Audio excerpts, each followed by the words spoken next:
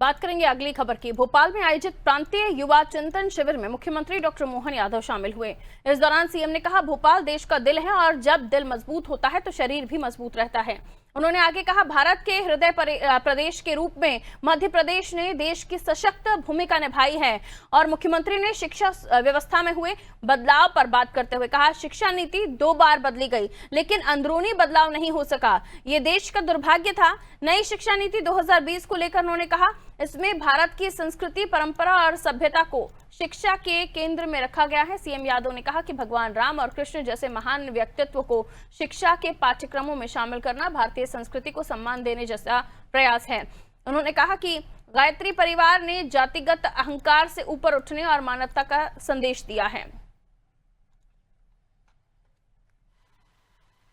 क्रांति युवा चिंतन और उसमें विस्तार से आज भोपाल झीलों की नगरी, राजा भोज की नगरी, कई कारणों से इस नगर की और हमारे अपने प्रदेश की विशेषताएं जुड़ी हुई है।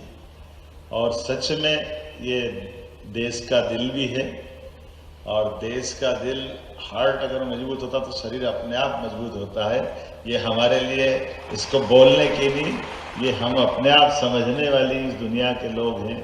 हमारी सरकार ने भी ऐसे कई विषयों को हाथ में लिया है जिसके भरोसे से माननीय प्रधानमंत्री जी ने, हमें जब शिक्षा मंत्री था गुरु जी, तो उस समय नई शिक्षा नीति जब लागू हुई, नई शिक्षा नीति तो नहीं बोलना चाहिए, शिक्षा नीति 2020, क्योंकि 2 बार शिक्षा नीति आजादी के बाद हमारे देश में आई है।